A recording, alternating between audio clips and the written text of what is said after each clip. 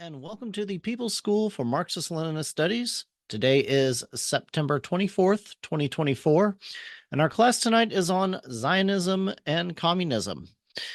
While we do not support Zionism as we see it as a reactionary bourgeoisie ideology, it is still important that we look at the points in history where communists have worked with Zionists and what was the tactics and the results that came from that, and what was the circumstances that led them to work together in coalition. The People's School of Marxist-Leninist Studies is a Party of Communist USA sponsored school, so this does allow us a wide range of topics for discussion.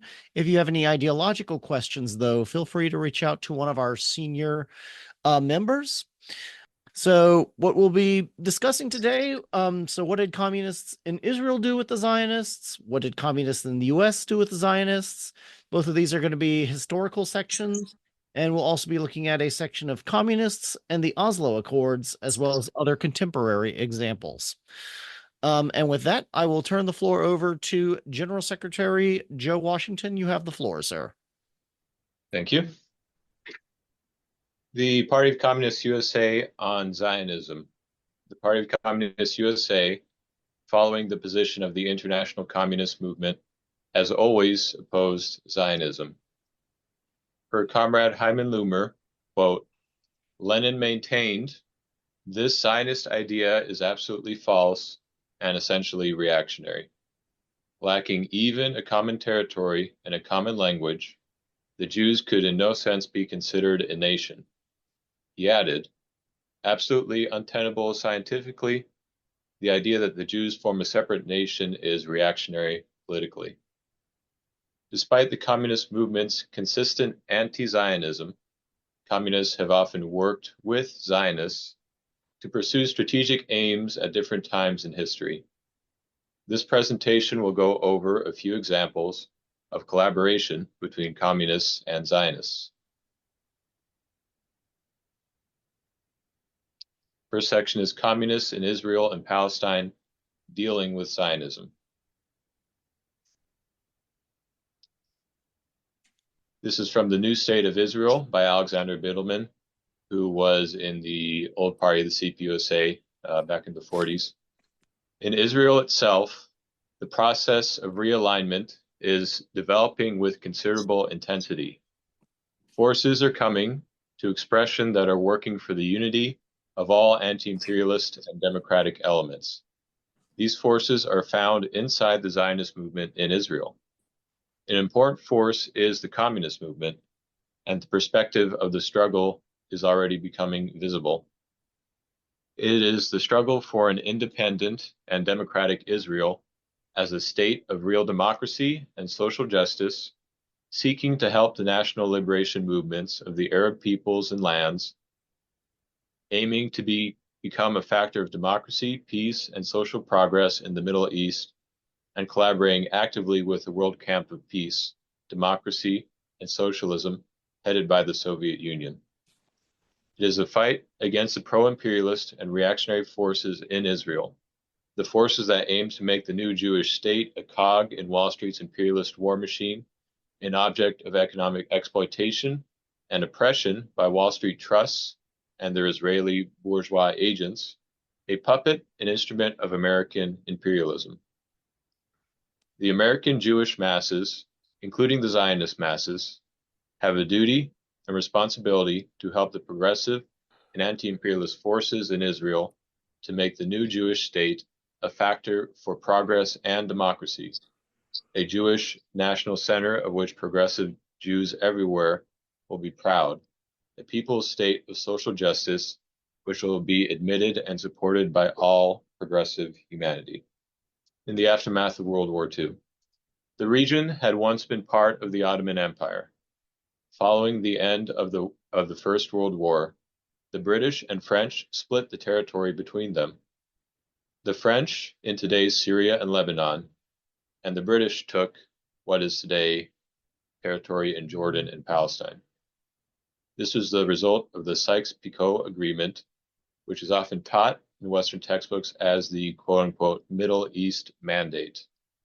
From this time up until 1948, the British would consistently play local populations against each other by pitting people of different religions and ethnicities against each other. They also appointed puppet monarchs like King Abdullah of Transjordan, killed protesters, and suppressed independence movements. Communists therefore saw the liberation of the area from imperialism as an essential task. The initial federative Arab and Jewish state of Israel was proposed by the Soviet Union, but was rejected at the UN. A plan was eventually developed in 1947 for a two-state solution in Palestine, consisting of a Jewish and an Arab state, which would be politically distinct, yet economically united. This plan was supported by communists, with the idea of eventual unification into one political state. And this is from Hans Lebrecht in Jewish Affairs, which was the magazine of the Jewish Affairs Commission of the CPUSA. Again, I believe this is from the 40s, and it is entitled In the Aftermath of World War II.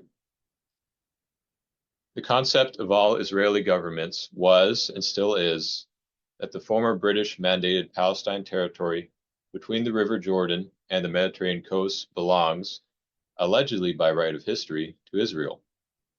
Even in 1948, when the newly formed Israeli state agreed to the UN plan to partition the country into two states, a Jewish and an Arab one, this was never final for the Israeli rulers. They resolutely rejected motions, mainly tabled by the communists in the then, quote, Provisory People's Council, to include in the Independence Proclamation or in any other official document any definitions of the borders of the states. When you're told that the Arabs did not accept the 1947 partition plan of Palestine and the Arab armies invaded Palestine to prevent its realization, you should know that even this was at best only half the truth. True, the Palestinian leadership of the reactionary Supreme Muslim Council, headed by the Mufti of Jerusalem, Hajj Amin al-Husseini, rejected the partition plan and called for a holy war with the assistance of the neighboring Arab countries. During World War II, Hajj Amin, who was in Germany, was a well-known collaborator with Hitler and broadcasted anti-Semitic radio propaganda throughout the Arab world. In 1946, through the intervention of Great Britain, he was liberated from a French prison where he was awaiting trial as a Nazi collaborator, and he was allowed to return to Palestine and installed by the British rulers to chair again the Supreme Muslim Council. The Arab states were at the time under the umbrella of the British-ruled League of Arab States. The armies of this league, which invaded Palestine on May 15, 1948, were headed by British officers. The supreme commander of the United Arab Armies was the British general Sir Ronald Glubb. With the help of the Arab armies, Great Britain attempted to prolong its colonial power over the region. The British colonialists saw in Israel an anti-imperialist force which received assistance from the Soviet Union. The Soviet Union was the first state to recognize the Israeli state, and with Soviet and political and material assistance, the Israelis were able to resist the invasion of the Arab armies. Of course, the seemingly anti-imperialist course of the then Israeli leaders was at the time an objective necessity to mobilize public opinion against the British aims. But truth is that with their quote-unquote anti-imperialism, the Zionist leaders of Israel had in mind to exchange the British influence by one of the United States. Sure enough, in 1949, the Israeli government left its pronounced neutral, non-aligned policy and joined the Truman Doctrine, aligning Israel in the Cold War with the imperialist powers. Then, the Israeli government circles from right to quote-unquote left, presented King Hussein of Jordan as the spokesman for the Palestinians, arguing that Israel has conquered in 1967 the West Bank from Jordan and not from a so-called never-existing Palestinian state. True, the West Bank was occupied from 1948 through 1967 by the Hashemite Kingdom of Jordan, but neither the Palestinians nor any other country recognized the Jordanian occupation and annexation as legal. Many Palestinian communists and other patriots filled King Hussein's prisons for struggling for the liberation of their native soil from Jordanian occupation. In the summer of 1988, King Hussein declared that he no longer represents the Palestinian cause and that the PLO, or Palestine Liberation Organization, was the sole legitimate representative of the Palestinian people. That is the position of the UN, by the way. And on the right, you have a picture of King Hussein with the British royal family, of course. And finally, the signing of the peace accords in September/October of 1993. And this is corresponding to the Oslo Accords, of course. Historic advance to peace. The following is a translation of an editorial that appeared in the Israeli communist newspaper, Der Weg, of September 1993. The signing of the agreement regarding the mutual recognition between Israel and the Palestine Liberation Organization by the signatures of Rabin, Peres, and Yasser Arafat is a significant historical development in the lives of both peoples, the Israelis and the Palestinians. As a result, there has opened a new page in the history of both peoples, the Israelis and the Palestinians. Thereby, there has been opened a new page in the relationships between both peoples. This is the first and the most important step in presenting direct proposals between representatives of the Israeli government and representatives of the Palestine Liberation Organization for a just resolution of the Israeli-Palestinian conflict. Thank you. Thank you, General Secretary Joe. And with that, we will go to our first discussion round. If you have a question or a comment, please use the raise hand function and we will get to them in the order that they went up. General Secretary Emeritus Angela, I see your hand is up. Did you wish to say something? Yeah, okay. This is very important. People maybe have fell asleep while this was being read, but this is very important. We didn't know any of this information in our textbooks. Both the Zionist and the Brotherhood of the Muslim Brotherhood, they're both the same. They're religious formations. I want you to know this. They both don't tell you what we just heard. Very important. Jordan, a kingdom, a monarchy. When the war, which we call the Exodus, if you ever seen the movie, Paul Newman, The Exodus, about the beginning of Israel. That whole movie explains the war that was being fought, and the English were supplying aid to certain forces there against Israel formation. You should know this. Most people don't know this.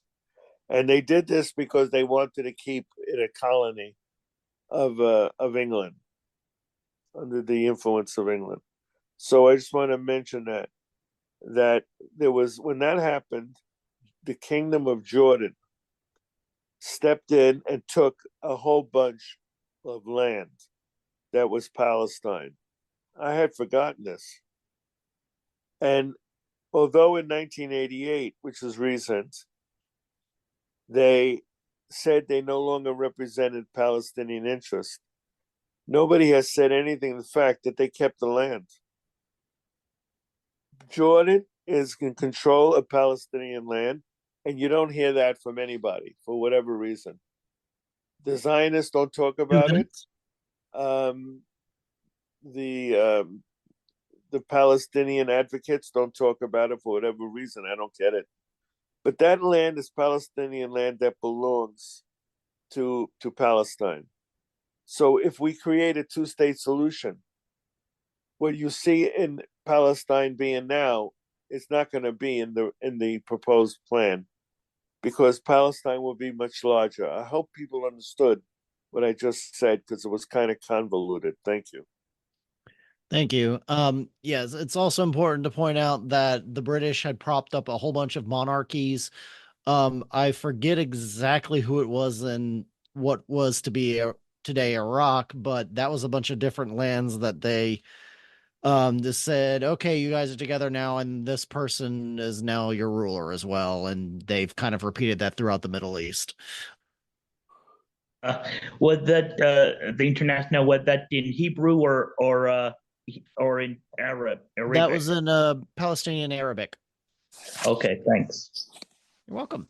Sorry, I probably should have mentioned that at the beginning. That situation was reversed in 1967. I'm sorry, you cut off in there. What situation was the first in 1967? The Jordanian occupation Ah, through the 6-Day War. yes. I believe you are correct. Yes, that the Jordan no longer occupied the West Bank area after 67. Right, and Jordan was one of the states that was part of the War of 1967, and that had a factor in it. But I think we kind of glossed over this. We have a lot in this, but when it comes to, I guess, is Israel a democratic state? Even in their Declaration for Independence, it does not mention the word democratic or democracy, unfortunately. There was one Israeli that wanted to include that in the Declaration of Independence, and his name was Meryl Vilner, who was the General Secretary of the Communist Party of Israel. And he signed that as well, the declaration.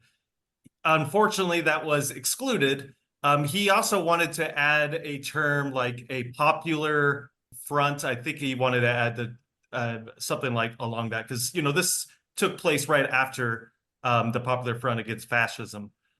Ben-Gurion, the first prime minister, reversed that eventually. Just wanted to add that tidbit that there are Israelis that are fighting for democracy, and they happen to be communists. All right. If there are no other hands for the question comments, we will return to the presentation. I'll read this section then. This is from The New State of Israel by Alexander Bittelman, The Fight for Israel, an Internal Political Situation of the U.S., originally published in Political Affairs in August 1948. With the emergence of Israel, as we anticipated in December 1947, the major issue is turning around the question: how shall we help Israel to maintain its independence, national sovereignty, and territorial integrity? Do we want to help Israel grow and develop as a state of real democracy and social progress, as a state of a new people's democracy, or are we satisfied to let Israel become a cog in the American or Anglo-American imperialist war machine, dominated and exploited internally by the Wall Street and its native Israeli bourgeoisie agents? How can we help Israel become an equal and respectable partner in the great, powerful world camp of peace, national freedom, democracy, and socialism headed by the Soviet Union? And on the left, you see The Forward, a social democratic Yiddish newspaper established in 1887. And there's a picture of Roosevelt as Labor's choice. These are now the major issues in the fight for Israel that are agitating the Jewish people everywhere, including the American Jewish National Group, and especially in Israel itself. It is around these issues that the political struggle is unfolding between the anti-imperialist and democratic forces in Jewish life, headed by the Jewish workers, on the one hand, and the supporters of imperialism and reaction, headed by the big capitalist, reactionary bourgeoisie nationalists, and the right social democrats of the Forward. These issues are already becoming tied up with the broad major issues of the American people against Wall Street, namely peace and democracy versus war and fascism. It is in the struggle for Israel around these new issues that ever wider masses of American Jews move towards the anti-imperialist peace camp and the People's Peace Coalition. Naturally, the Zionist movement in the United States is beginning to be affected by this process of realignment. While there are as yet few organized expressions of this process, it is beyond doubt that the minds of the masses influenced by and following the Zionist movement are agitated and disturbed by the fact that the official Zionist leadership, Silver, Newman, etc., is doing practically nothing to help Israel defend its sovereignty and territorial integrity at a moment when American and British imperialism are presenting such grave threats to the new Jewish state. Zionists are asking, why is our movement doing nothing to ward off these threats? How can Rabbi Silver's political collaboration with Taft and Dewey help Israel when the main line of Republican Party policy is the Dulles, Marshall, Vanderberg bipartisan line of Wall Street and the oil monopolies? The line of destroying Israel's independence and of turning it into a strategic bridgehead for Wall Street's next world war. How can political collaboration with the Democratic Party, advocated by Democratic Zionists, help Israel when the Democratic Party administration is following the same line? The anti-imperialist forces among the American Jews must pay considerable more attention than heretofore to helping the Zionist-influenced masses find the correct answer to these crucial questions. That answer is that all genuine friends of Israel, Zionist and non-Zionist, must together fight Wall Street's imperialist offensive and its two parties.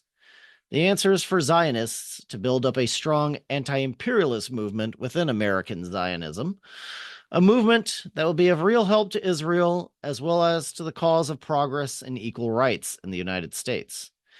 The answer is for progressive Zionists to become active builders of the democratic unity of the American Jews as part of the anti-fascist unity of the American people as a whole, to fight for Israel's independence and democracy, to fight for the rights and survival of Jewish people everywhere, including the United States. And on the right there, that's a picture of Alexander Bittelman, and I believe he is going to a deportation trial of his in 1948, as he was technically a non-citizen of the United States. Jewish Bureau of the CPUSA, that's the Jewish section, 1936, on the communist approach to Zionism. This is important because the ultra-left in our country has a certain position, and this is not the communist position. And now we're going to find out what the communist position was, in fact, not in myth or in fiction. Okay. There is no doubt that Zionist propaganda has succeeded in influencing thousands of workers and toilers, as well as a section of the leadership of certain mass organizations, which were coming our way originally. That happened in the Popular Front. On the question of the United Front and the People's Front, it is our task to prove to these leaders that while we are combating Zionism on one hand, we are fighting for the interests of the Jewish workers everywhere, and that we are even ready to make united fronts with some Zionists that are willing to struggle for the interest of the Jewish masses in this country or abroad. I want to just mention that it is common for us as communists to have united fronts against a common enemy with other forces that we don't agree with. On the record, we are not pro-capitalist. Everybody should know that by now. Yet we formed an alliance, the Soviet Union, the leader of the communist movement, formed an alliance with England and France and the United States, the big capitals of the time, against fascism. So there is a lot of precedent for that. Thank you. The communist position on Palestine was outlined at the 7th Congress of the Comintern by Comrade Hadar, who stated, "The Arab masses," and I'm giving you a quote, are filled with a burning hatred towards the Arab capitalist, towards the feudalist, towards the Zionist bourgeoisie, which has taken upon itself the gendarme, which means police, role of imperialism, oppression. The struggle against the Zionist bourgeoisie is something which can be directly understood by almost all the oppressed social strata of the Arab people. This struggle is taking place every day and is basically an anti-imperialist struggle. By supporting this struggle, we as communists must lead, extend, and direct the struggle along the proper channels towards the struggle against the main enemy against imperialism. And this is another quote, we hate the Jewish Zionist bourgeoisie, but we extend a fraternal hand to the Jewish workers for a joint struggle against imperialism, against Zionism, against the bitterest enemies of the Arab and Jewish peoples in Palestine. The Communist Party is building the Arab National People's Front against imperialism and against Zionism. The Communist Party actively works among the Jewish workers in order to liberate them from the influence of the counter-revolutionary party of the Jewish Zionist capitalists, in order to draw the working Jews into national emancipation struggle of the Arab masses, end quote. This correct approach towards the situation in Palestine has regrettably not always been carried out without mistake by our party in Palestine. Thus, in a leaflet that was published last December, no differentiation was made between the rich Jewish Zionist bourgeoisie and the Jewish working people. However, that leaflet does not constitute the line of our party in Palestine. It has since been corrected. Thank you, Comrade Angelo. With that, we will go to our second discussion round. So I just wanted to add some points that I've heard recently. I know Comrade Angelo is aware of this Iranian Jewish professor, I believe who he was. He had an interesting point, I can't remember his name, that anti-Semitism was really brought in from Europe to the Middle East. And him being a Jewish Iranian did not have the problems that Europe did, or medieval Europe did, on the Jewish question. You know, they were oppressed in a certain way. But really, it was the British that came in and kind of created these boundaries and pitted people against each other that, you know, groups that happened to be Arab did kind of use that as a scapegoat, as the Europeans did before them. And I found that really interesting, especially given the Palestinians were not just demonized by the Zionists, extreme radical Zionists especially, but by other Arabs. And I remember reading things after, like, Palestinian fighters, they were being like tortured by Syrians and whatnot, that they truly saw themselves as not any other identity besides Palestinian.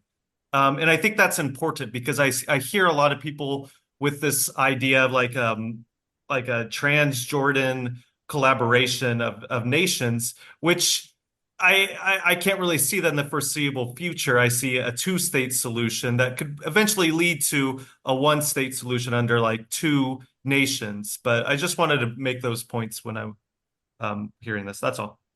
thank you, Comrade. Yeah, I just want to say this class has been really great so far. But I guess I just wanted to ask, or like, I know the United Front or the People's Front, I don't know which one to use right now.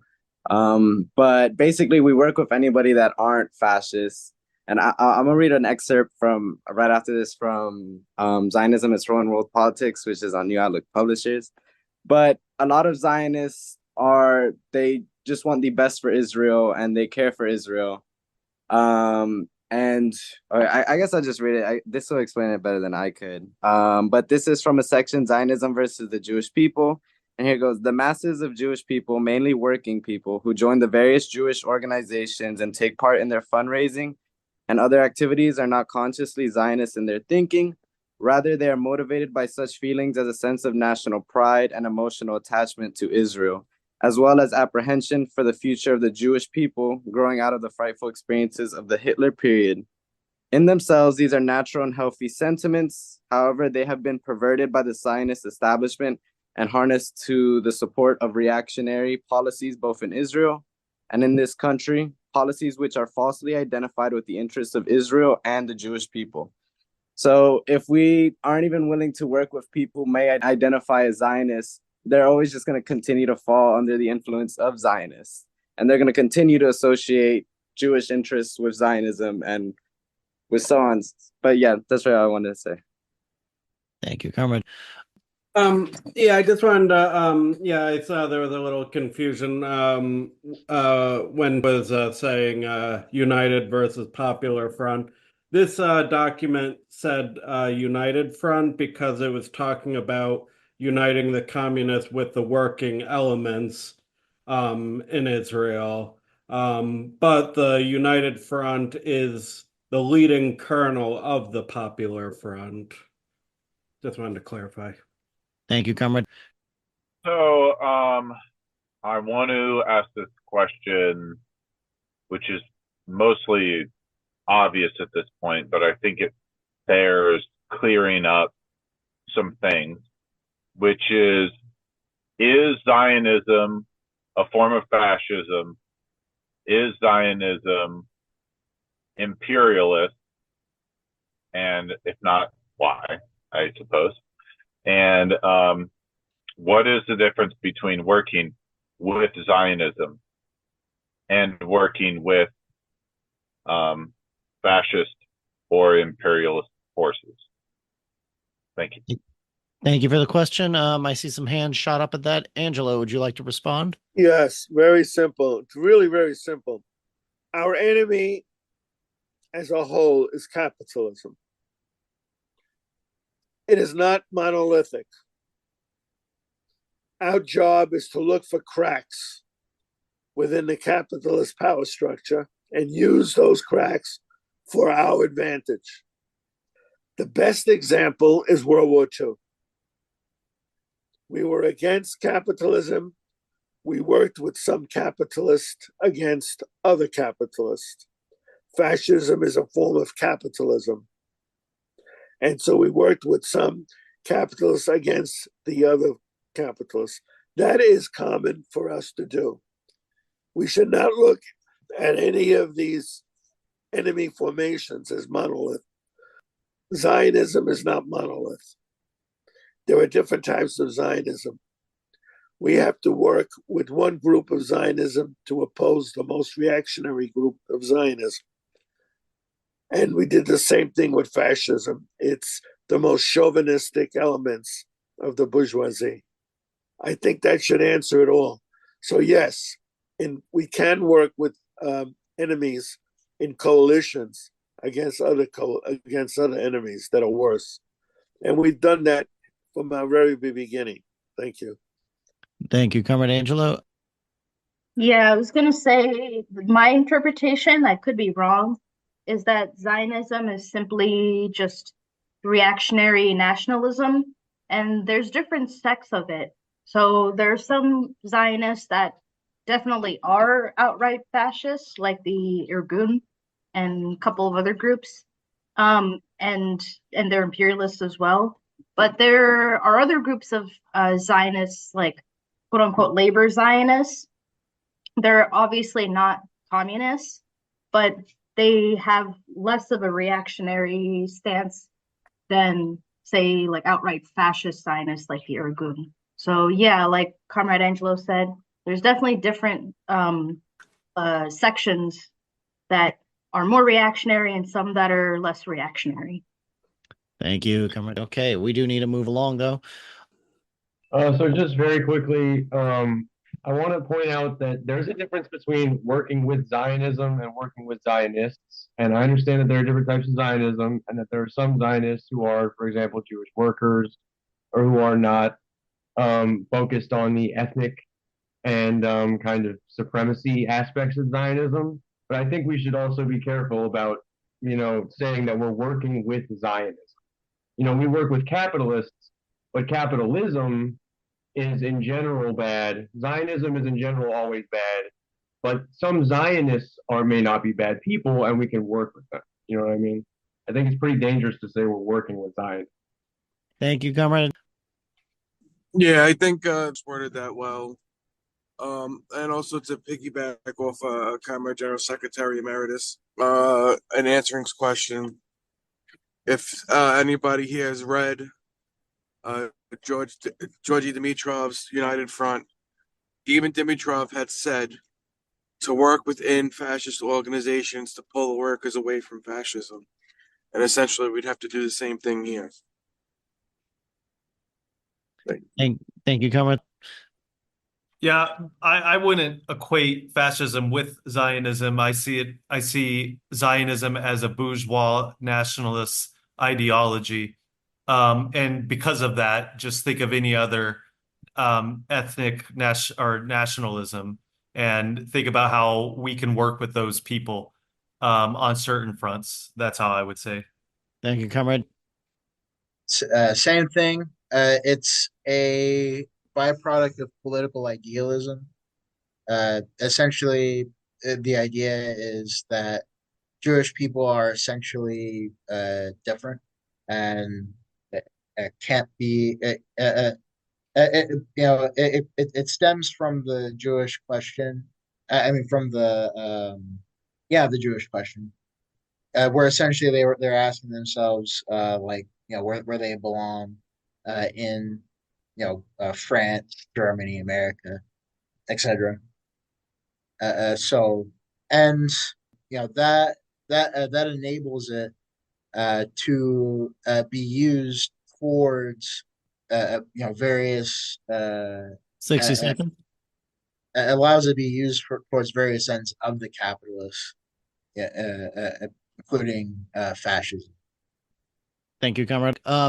Also, keep in mind that Lenin opposed Zionism and especially the Jewish Bund, because at the time the Jewish Bund was repeating that same idea that I was talking about of, well, all the Jews are a nation now, except they're all spread out over the place. And he says, by the definition of what a nation is and self-determination, there's no way that could possibly constitute a nation at the time. And that's also why the Soviet Union formed the Jewish autonomous region of Birobidzhan as a homeland for the Jewish people, even though a lot of the Soviet citizens then were content to remain where they had lived and grown up because they were Soviet citizens.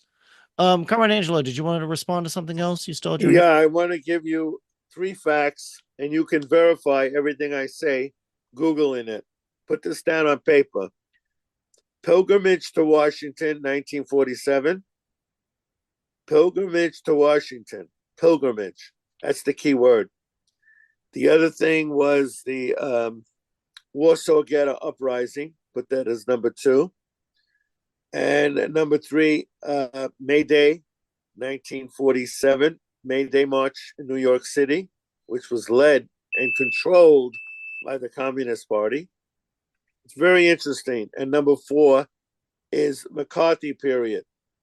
1947, selling of our building, our 8-story building on 6th Avenue called the Jefferson School for Social Research. And there's a thread that goes through all the ones I mentioned. And this is not my view, it's history. Okay. So go to the first one. Let's do the Warsaw Ghetto one. You do study and you find out who led the Warsaw Ghetto uprising against the Nazis in the Jewish ghetto in Warsaw. It was led by 3 or 4 people. Each one represented a different group. One represented the Polish Communist Party inside this ghetto, inside of Warsaw. Another one represented the Communist International, their view. And another one represented Zionism within Poland. All 3 worked together. This is a fact. They worked together. Who was the common enemy? Fascism. So there you have a case where 2 minutes. The second thing is pilgrimage. Again, do your own research, comrades. Be students. There was a pilgrimage in 1947 led by the Communist Party. What was the pilgrimage about? It was going to Washington to tell Truman not to change the policy. Truman wanted to change the policy at the United Nations on Israel. This is a fact. Wanted no longer to allow Israel to come into existence. Who led a pilgrimage to make sure he did allow Israel to come into existence? Who? It was the Communist Party. I find that very interesting. I know everybody here never knew about this, never heard it, but doesn't mean it didn't exist. It does not mean it didn't exist. And as they went marching around the country on this pilgrimage, 3 minutes. They asked the Zionists to go along with them. And some of them did, and some of them didn't, because the communists led it. The other thing is we had a building in New York during the McCarthy period, Jefferson School for Social Research. The government told us we had to sell it because of tax issues. So we went around looking for the group that we should sell it to that was the closest to our ideology on workers. And the group was the Labor Zionist Organization of America. This also has to be looked at and understood. And I think you'll have a whole totally different picture. Thank you. Thank you. We will get to the other hands, but we do need to get to our final section for time. So we will return to the presentation, and I believe, Comrade, that is your section. If I am correct, you have the floor, sir. Yeah. So in this section, we're going to go through some, I would say, some more contemporary events that are happening where communists are working with Zionists once again, but also kind of talk about what's happening right now in Israel, Palestine, and Lebanon. So yeah, this section is called Communists in the Oslo Accords and Other Contemporary Examples. So you may remember this. This was taken from an earlier class, but yeah, the Oslo Accords of 1993 and 1995, also known as the Oslo Declaration of Principles, established the general guidelines for the negotiations to come and laid the foundations for a Palestinian interim self-government. That would be the Palestinian National Authority in the West Bank and Gaza for a transitional period of 5 years. That would be from 1995 to 1999. Unfortunately, we won't get to too much what happens after that period because some unfortunate events, Rabin is assassinated, and the next prime minister kind of reneges a lot of what is in the Oslo Accords during the Oslo process. The agreement stipulated measures for the transfer of authority from the Israeli military government and its civil administration to the authorized Palestinians and laid the basis for permanent status talks based on Security Council resolutions 242 and 338. 242 being the one that calls for borders on the pre-1967 lines, which is really the 1949 borders.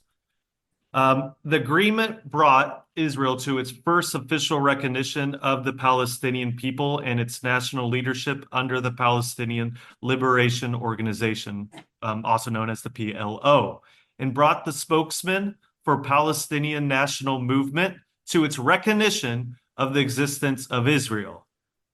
The PLO's leader, that's Yasser Arafat, should be with an E, also renounced all uses of terrorism and other acts of violence. And so there we see Yasser Arafat talking to Yitzhak Rabin, and that was probably in 1994 or 3 or so. And this is taken from, I think we read a bit of this in an earlier part by Hans Lebrecht in Jewish Affairs. So almost, and this was like on one of the last issues of Jewish Affairs that the CPUSA printed in 93. So right at the beginning of the Oslo Accords, or right before it happened. Almost all of the Palestinians, in spite of political discussions, accept the PLO as their recognized leadership. Even those groupings who oppose the adopted PLO policy of negotiating peace recognize the PLO as the national leadership and representative at the national and international level. So that's coming from a communist source there. Okay, next slide, please. And this is also, I think, from the exact same issue. This is written by Louis M. Morose. The path to peace in the Middle East. Perhaps the most significant historic world development at the present moment is the first agreement signed by Israel in the Palestinian Liberation Organization, said Gus Hall, national chairman of the Communist Party USA. In his keynote address to the party's recently held midterm conference in Chicago, Illinois, September 18th, 1993. It wasn't so long ago, given all things considered about the party.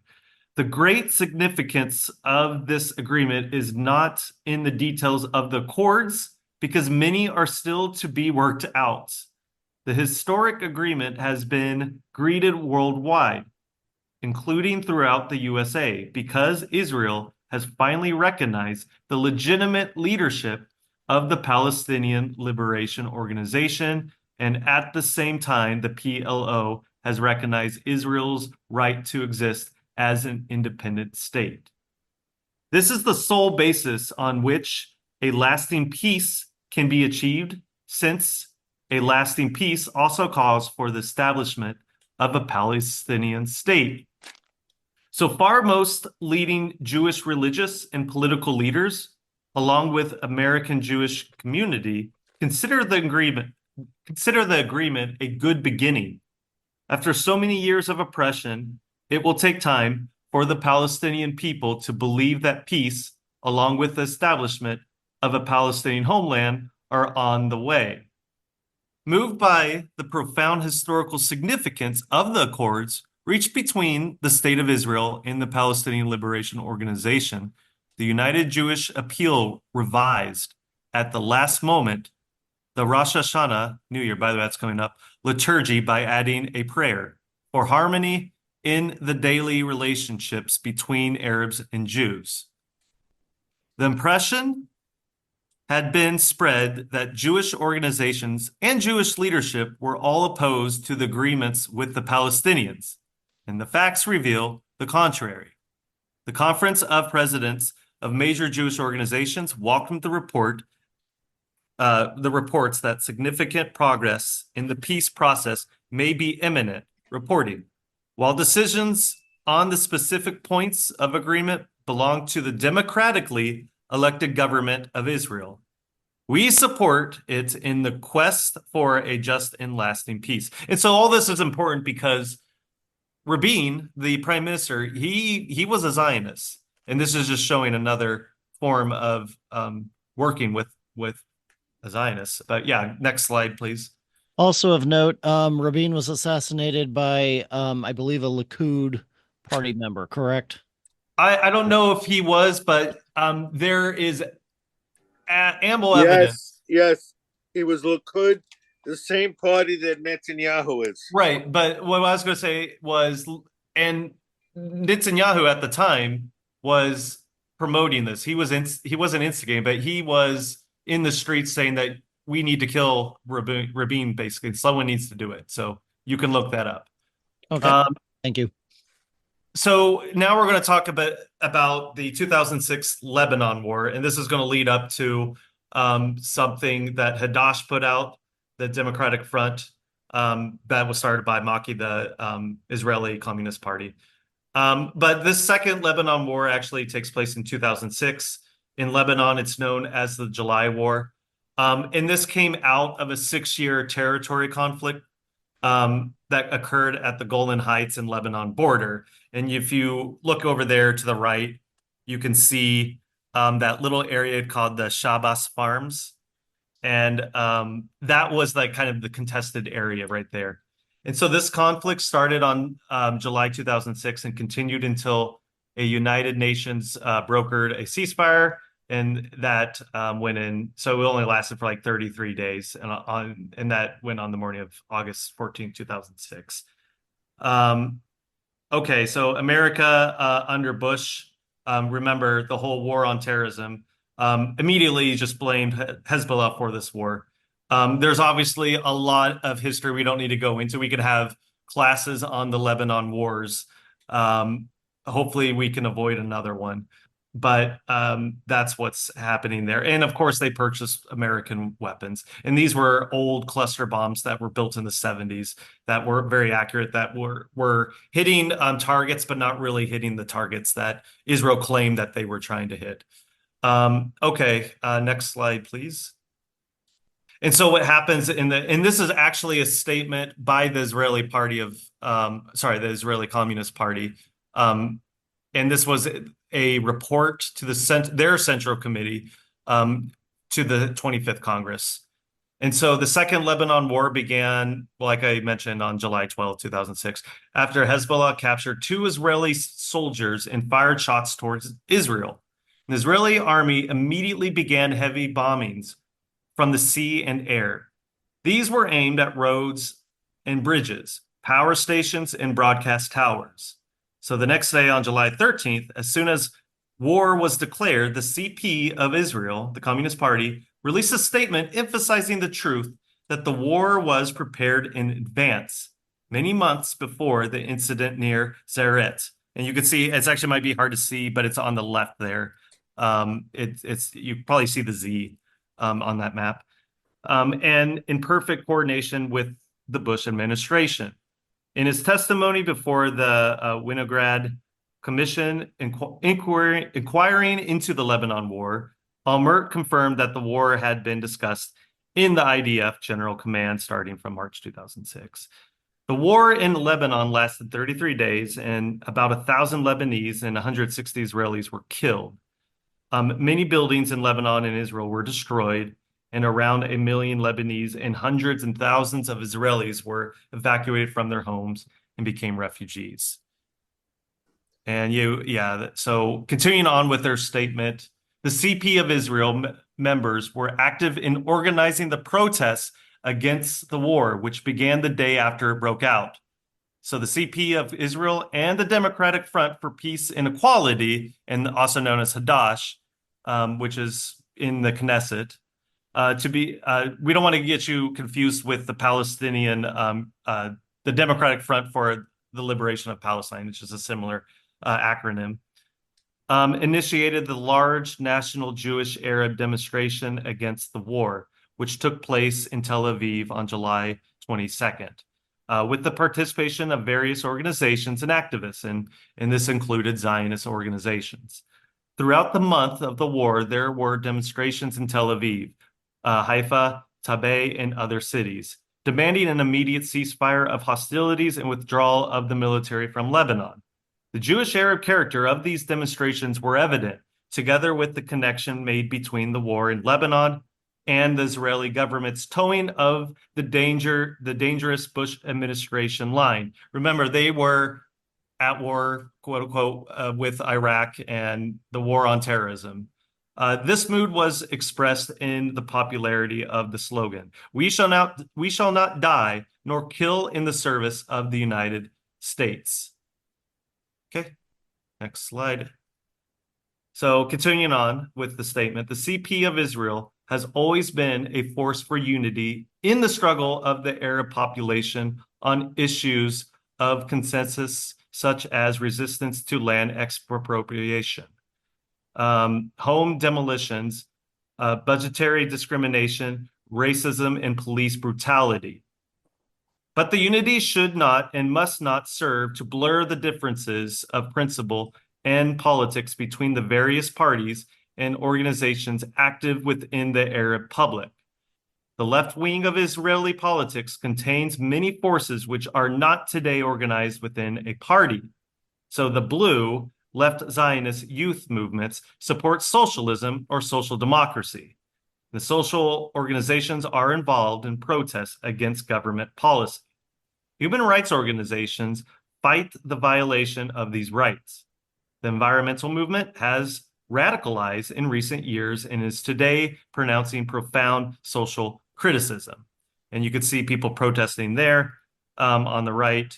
But finishing the statement real quick, the CP of Israel proposes to all true left forces within the Israeli political sphere that we cooperate on creating a strong left alternative for the Israeli public. Wow. Okay. Moving on. That's great. The name of the protest was Palestinian Lives Matter. So let's go to what happened recently. You probably remember a lot of this, but it's good to recap it.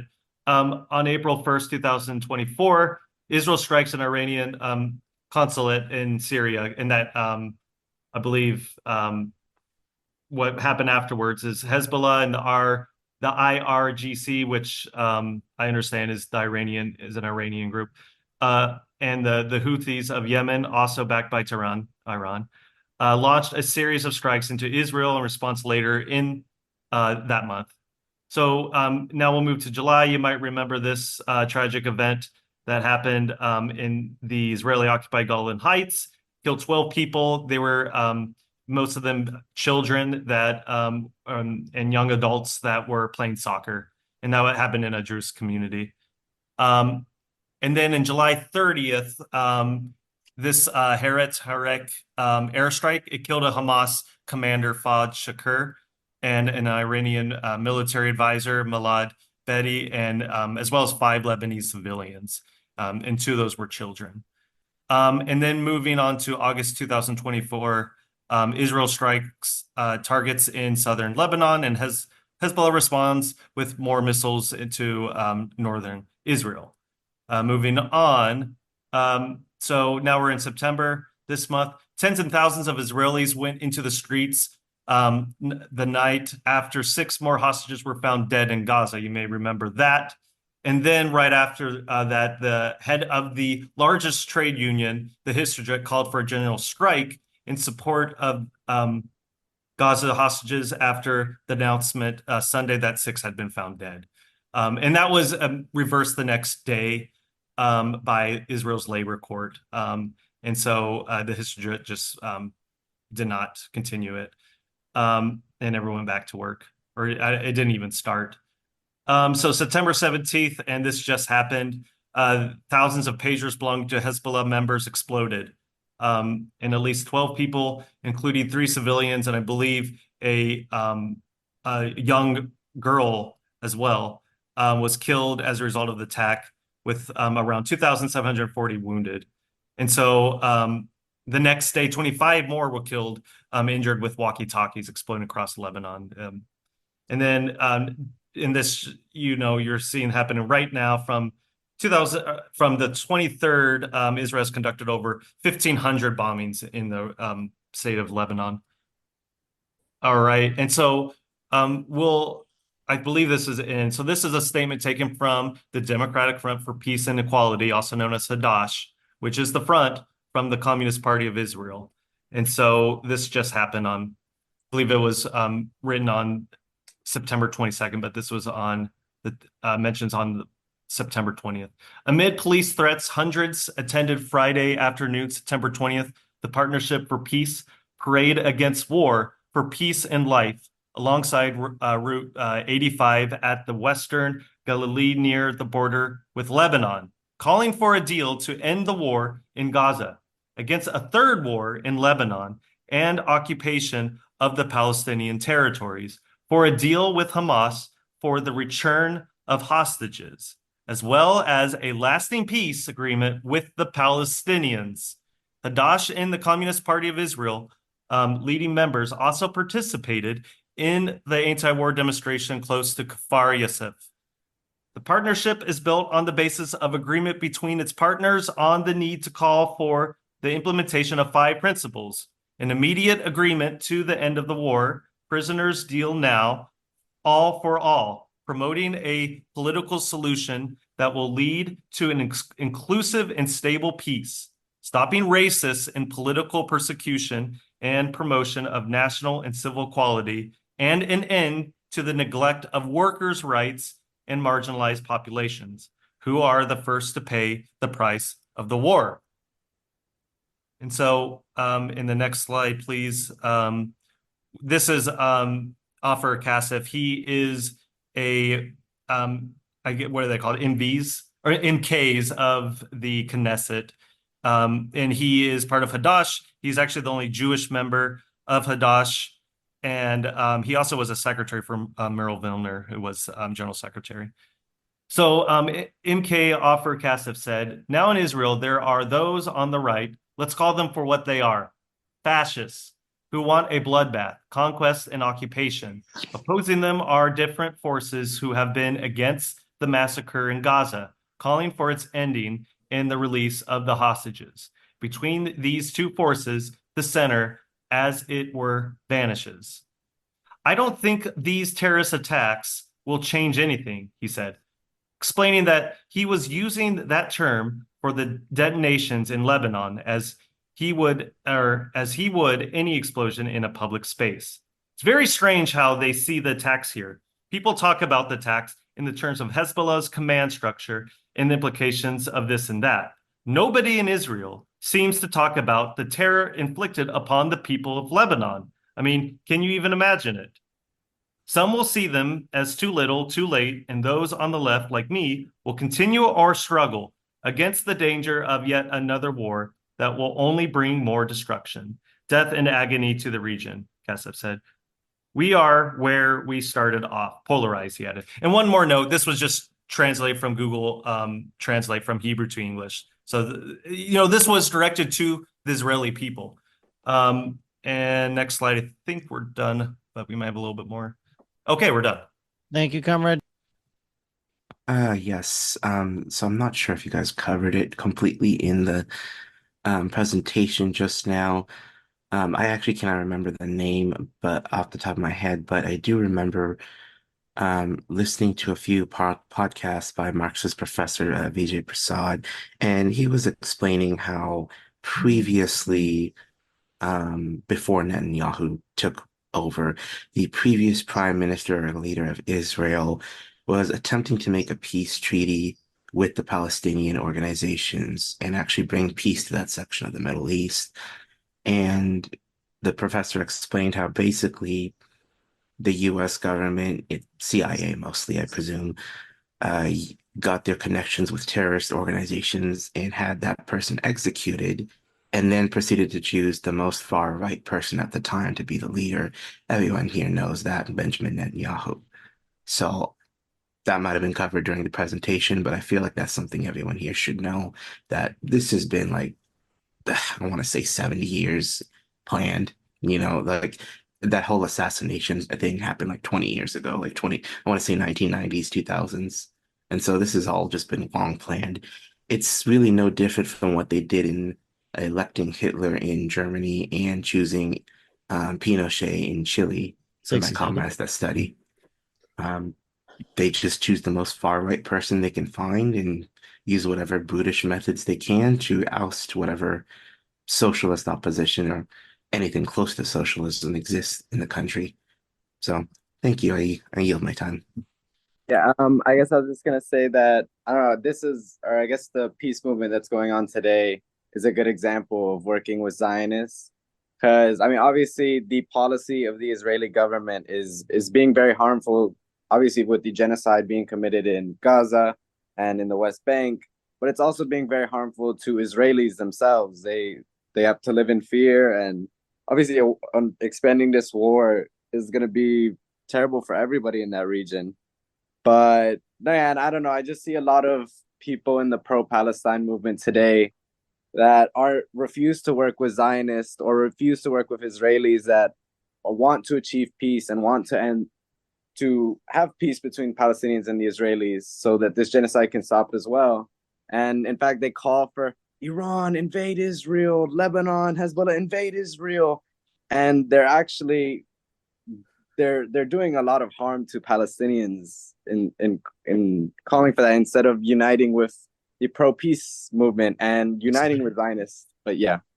Thank you, Cameron. Another fact is that Israel's currently on a war economy setting, but that's been kind of floated at the moment. I think there was a report that came out recently that said they're hoping everything starts to wind down by January because they're going to have to implement very severe austerity on whatever's left of the population to buoy things out, or at least this is according to the Central Reserve of Israel, which is their equivalent of the Federal Reserve. So go ahead real quick.